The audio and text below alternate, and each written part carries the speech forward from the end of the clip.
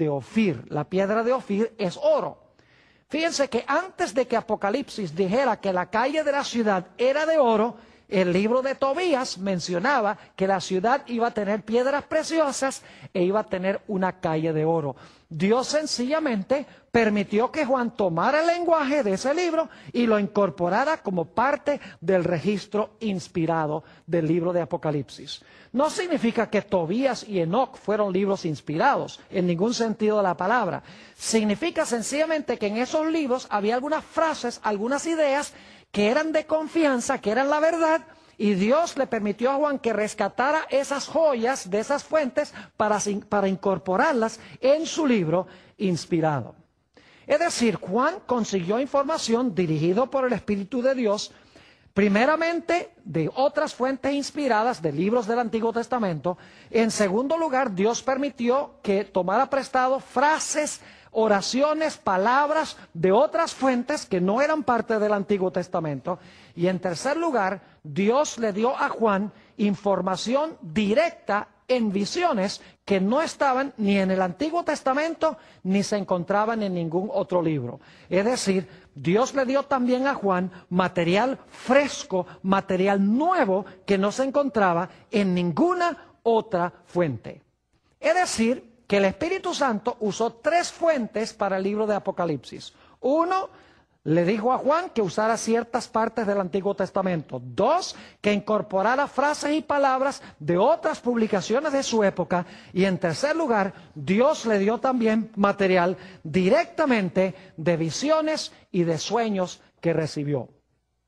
Ahora, hablemos un poquito de la ética literaria de Juan. Es decir, hablemos de las costumbres que usó Juan al incorporar su material, especialmente el material que tomó prestado de otras fuentes, a su libro. Lo primero que quiero decir es que el libro de Apocalipsis, como mencionaba, usa más de 600 referencias al Antiguo Testamento. Usa también referencias de otros libros, palabras y frases de otros libros. Pero ni una sola vez el libro de Apocalipsis le da crédito a esas fuentes. En ninguna parte dice Juan, esto lo saqué de Éxodo, esto lo saqué de Enoc, esto lo saqué de Zacarías. En ningún lugar dice de dónde tomó prestado ese material. Es decir, Juan no le da crédito a sus fuentes, aunque usó prolíficamente diferentes fuentes. Podríamos tal vez entonces decir que Juan era un plagista. Es decir, que Juan tomó prestado y nunca le dio crédito a las fuentes de donde tomó prestado. Algunas personas dicen, no, pero no era costumbre en aquella época darle crédito a las fuentes que el autor usaba. Pero eso no es verdad, porque en el Evangelio según San Mateo, repetidas veces, Mateo dice, como fue dicho por el profeta Isaías, como fue dicho por el profeta Jeremías, como fue dicho por el profeta Zacarías. Es decir, Mateo le da crédito cuidadoso a los lugares de donde él adquiere su material. Pero Juan, en su libro, toma prestado de otras fuentes, toma prestado de libros del Antiguo Testamento, de otras obras literarias de su época, y nunca le da crédito a ninguna de sus fuentes. Es interesante notar que aunque Juan toma muchísimo material prestado de diferentes partes, sin embargo, su libro es una obra literaria completamente nueva. Lo importante no es que toma material prestado de otras fuentes, sino lo importante es la forma como él organiza el material que él tomó de otras fuentes. Es decir, lo importante es cómo él toma todos esos pedazos de información y los incorpora en su libro. No tenemos tiempo de demostrarlo, pero en realidad el libro de Apocalipsis sigue el orden del santuario hebreo del Antiguo Testamento. El libro comienza en el atrio, luego se mueve al lugar santo y luego se mueve al lugar santísimo, luego se cierra la puerta del lugar santísimo, caen las plagas y entonces viene Jesús a bendecir a su pueblo. Es decir, sigue el mismo orden del santuario como se encontraba en el Antiguo Testamento. Es decir, Juan toma toda esa información que adquirió y le da una organización distinta. Tal vez les puedo dar un ejemplo para que podamos entender un poquito mejor cómo fue que Juan usó el material que tomó prestado. Quiero que se imaginen que va un constructor a Home Depot, que es un lugar donde se consiguen materiales de construcción. En realidad, imaginemos que va un constructor y luego el siguiente día va otro constructor al mismo almacén. Los dos van a construir una casa.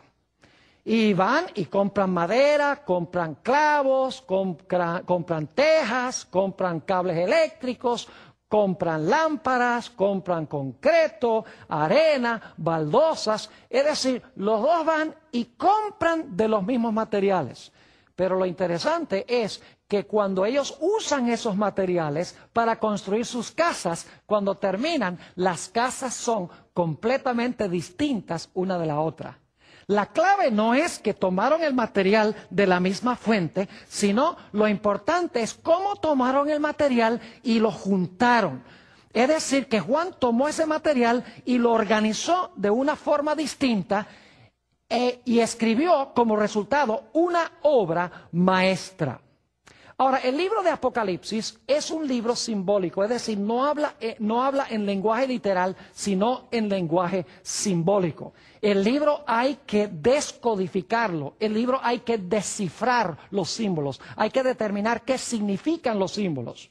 Hay símbolos como, por ejemplo, el falso profeta, el dragón, la ramera, el vino de la ramera, las aguas sobre las cuales se sienta la ramera, los dos testigos, el sello de Dios, la marca de la bestia, 1260 días, 7 cuernos, 7 ojos. Todo esto es lenguaje simbólico y lo que hay que hacer es descodificar o descifrar el idioma para ver qué es lo que Dios está tratando de enseñar.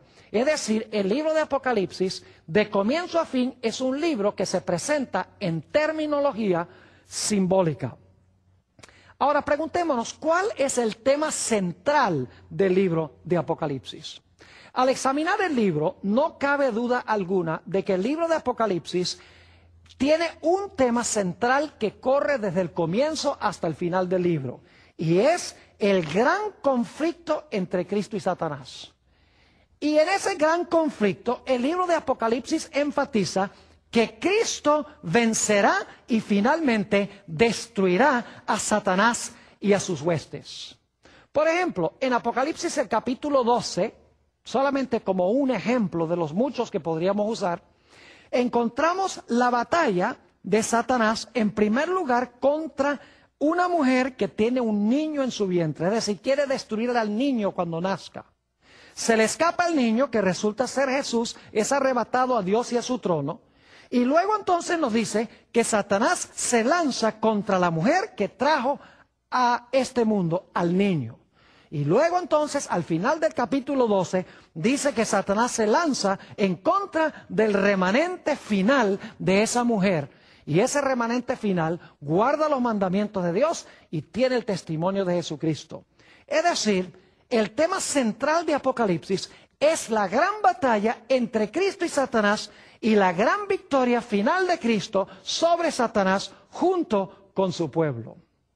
Ahora necesitamos tratar una o dos cosas más en cuanto a este primer profeta y su libro antes de pasar a hablar del segundo profeta. El libro de Apocalipsis, como mencionaba, es un libro cuidadosamente organizado. Consta de 2 mitades con un centro muy especial.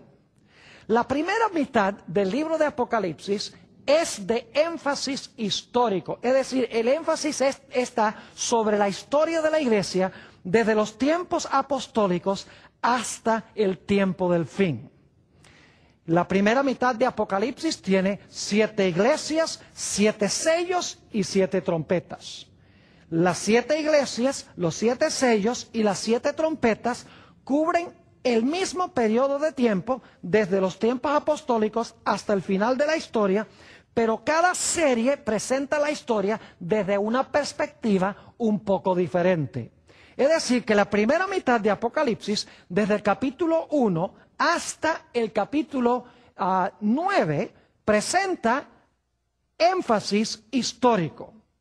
La segunda mitad del libro de Apocalipsis, que es desde el capítulo 12 hasta el capítulo 22, se enfoca no tanto en el desarrollo histórico de la iglesia, sino que se enfoca en el conflicto y la crisis final que va a afrontar la iglesia.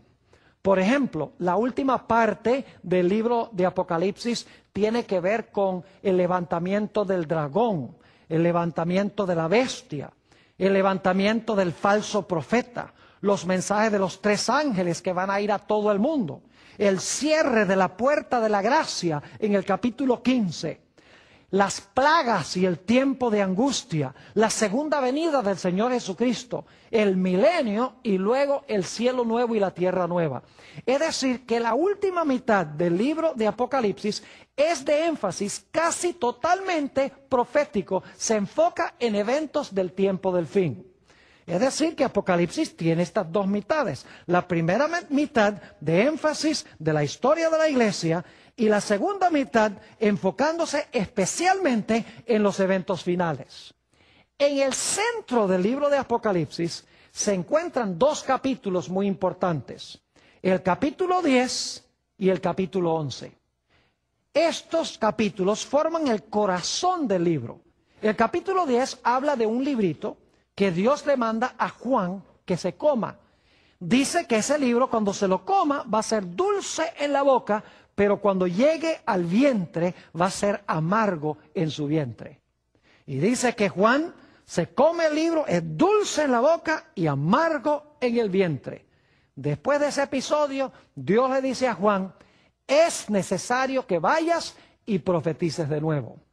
El capítulo 11 tiene un énfasis muy especial y es sobre el juicio que inicia en el libro de Apocalipsis. Por eso, en la conclusión de Apocalipsis 11:19, Juan ve el templo abierto y se ve en el templo el arca del pacto. Saben que el arca del pacto se veía cuando empezaba el gran juicio en el pueblo de Israel, lo que se conoce como el gran día de expiación. Es decir, que en el centro de Apocalipsis tenemos 2 aspectos muy importantes. Tenemos el librito, que resulta ser el libro de Daniel, especialmente Daniel 8:14, un mensaje que es dulce en la boca, pero amargo en el vientre. Y luego tenemos en el capítulo 11 el comienzo del juicio en el cielo, en el lugar santísimo, a donde se encuentra el arca del pacto. Un detalle más en cuanto a este magnífico libro de Apocalipsis. Resulta que sabemos a través de la historia eclesiástica que Satanás procuró matar a Juan antes que Juan escribiera el libro de Apocalipsis. Y ustedes dicen, ¿cómo sabemos eso? Sencillamente porque uno de los padres eclesiásticos con el nombre de Tertuliano relata que en los tiempos del emperador romano Domiciano, Juan fue echado en un caldero de aceite hirviente porque quería matarlo. Pero Dios milagrosamente preservó la vida de Juan y como no pudo matarlo con el aceite, dice Tertuliano que este apóstol fue enviado a la isla de Patmos, a donde recibió la visión sobre el libro de Apocalipsis y a donde escribió su libro. Elena White, en su libro Hechos de los Apóstoles, página 455, corrobora esta tradición eclesiástica cuando dice lo siguiente: Juan fue echado en un caldero de aceite hirviente, pero el Señor preservó la vida de su fiel siervo, así como protegió a los 3 hebreos en el horno de fuego. Ahora, hemos estudiado en cuanto al primer profeta y en cuanto a su libro de Apocalipsis. Ahora quiero hablarles de otro profeta. En realidad es una profetisa con el nombre de Elena G. de White. Ella también escribió un libro muy interesante y vamos a hablar de ese libro. Se llama El conflicto de los siglos. Ahora, lo interesante es que la experiencia de Elena G. de White fue idéntica a la experiencia de Juan cuando ella estaba en visión. Permítame compartir con ustedes esta información. En primer lugar, Apocalipsis 12:17 dice que la iglesia remanente final iba a tener en su medio el testimonio de Jesucristo. Y en Apocalipsis 19:10 dice que el testimonio de Jesucristo es el espíritu de profecía. Es decir, en la iglesia final iba a haber el mismo don que